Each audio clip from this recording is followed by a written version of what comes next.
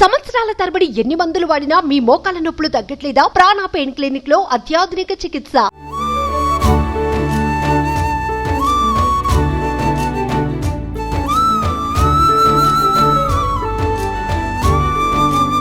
తెలంగాణ రాష్ట్రంలో అతిపెద్ద పండుగలు బతుకమ్మ, దసరా, బోనాలు. రాష్ట్రంలో దాదాపు అన్ని ప్రాంతాల ప్రజలు, అన్ని వర్గాల ప్రజలు పాల్గొనే పండుగలివి.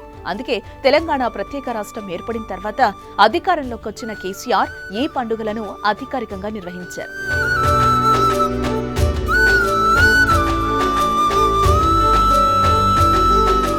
ఇక తెలంగాణ ఉద్యమ సమయంలో బతుకమ్మ కూడా కీలక పాత్ర పోషించిందని చెప్పుకోవచ్చు. కేసీఆర్ తనయ బీఆర్ఎస్ ఎమ్మెల్సీ కవిత జాగృతి పేరుతో స్వచ్ఛంద సంస్థను స్థాపించి బతుకమ్మ పండుగను రాష్ట్ర వ్యాప్తం చేసింది. తెలంగాణ ఉద్యమంలోనూ బతుకమ్మలు వాడుతూ ఆందోళనలు చేసిన సందర్భాలు ఉన్నాయి. బోనాలెత్తిన రోజులు ఉన్నాయి. ఈ నేపథ్యంలోనే కేసీఆర్ తెలంగాణ వచ్చాక బతుకమ్మ, దసరా, బోనాల పండుగలను అధికారికంగా నిర్వహించడం ప్రారంభించారు. ఇక బతుకమ్మ అంటేనే అమ్మవారు, అమ్మవారి స్వరూపమైన ఆడపడుచులు. అందుకే బతుకమ్మ సందర్భంగా తెలంగాణ ఆడపడుచులకు చీరలు పంపిణీ చేసే కార్యక్రమానికి శ్రీకారం చుట్టారు. సిరిసిల్ల వస్త్ర పరిశ్రమను ఆదుకునేందుకు అదే సమయంలో బతుకమ్మ పండగ వేళ ధనిక, పేద అని తేడా లేకుండా ఆడపడుచులంతా కొత్త బట్టలు కట్టుకోవాలన్న ఉద్దేశంతో బతుకమ్మ చీరల పంపిణీ కార్యక్రమం ప్రారంభించారు. రేషన్ కార్డులో పేరు ఉన్న మహిళలందరికీ చీరలు పంపిణీ చేస్తూ వచ్చారు. ఇలా 10 ఏళ్ల పాటు జరిగింది. సీన్ కట్ చేస్తే తెలంగాణలో కొత్తగా కాంగ్రెస్ ప్రభుత్వం కొలువు తీరింది. రేవంత్ రెడ్డి సీఎం అయ్యారు. కాంగ్రెస్ ప్రభుత్వం అధికారంలోకి వచ్చిన తర్వాత సీఎం రేవంత్ రెడ్డి బతుకమ్మ చీరల పంపిణీ విషయంలో కీలక నిర్ణయం తీసుకున్నారు.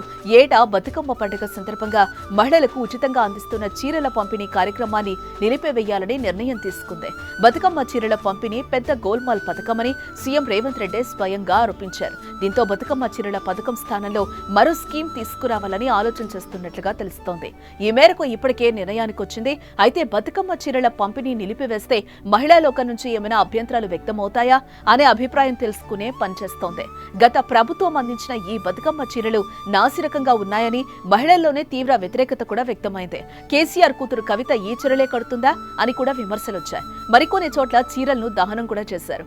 ఈ నేపథ్యంలో చీరల పంపిణీకి బదులుగా మరో స్కీమ్ ను తీసుకురావాలని కాంగ్రెస్ ప్రభుత్వం అనుకుంటున్నట్లుగా టాక్. అయితే ఇప్పటి వరకు బాగానే ఉంది. మరో కొన్ని రోజుల్లో బతుకమ్మ పండుగ రానుంది. చీరల తయారీకి ఇప్పటి వరకు ఆర్డర్ ఇవ్వలేదు అంటే బతుకమ్మ చీరలు పంపిణీ లేనట్లే అని బల్లగుద్ది చెప్పొచ్చు. మరి బతుకమ్మ చీరల స్థానంలో ఏం తీసుకొస్తారు అనేది ప్రస్తుతం చర్చనీయాంశంగా మారింది. పండుగ దగ్గర పడుతున్న వేళ ఈ చర్చ ఊపందుకుంది. ఇప్పటి వరకు దీనిపై ప్రభుత్వం ఎలాంటి ప్రకటన చేయకపోవడంతో 10 మంది పలు రకాలుగా చర్చించుకుంటున్నారు. మహిళలకేమైనా బహుమతులు ఇస్తారా, ఆర్థిక సాయం చేస్తారా అనే సందేహాలు వ్యక్తమవుతున్నాయి. పండుగల సమయంలో వివిధ రాష్ట్ర ప్రభుత్వాలు పేదలకేమైనా బహుమతులు ఇస్తున్నాయా, నగదు పంపిణీ చేస్తున్నాయా అనే విషయాలను పరిశీలించి బతుకమ్మ చీరల పంపిణీ నిలిపివేస్తున్నట్లుగా అధికారికంగా ప్రకటిస్తారని తెలుస్తోంది.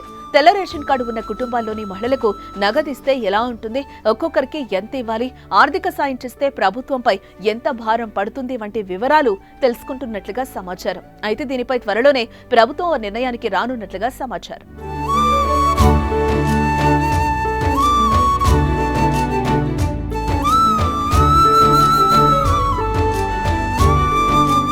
మీ బిజినెస్ ఏదైనా మీ ఊర్లో ప్రమోషన్ చేయాలంటే అది సుమన్ టీవీతోనే సాధ్యం. ఇప్పుడే సంప్రదించండి.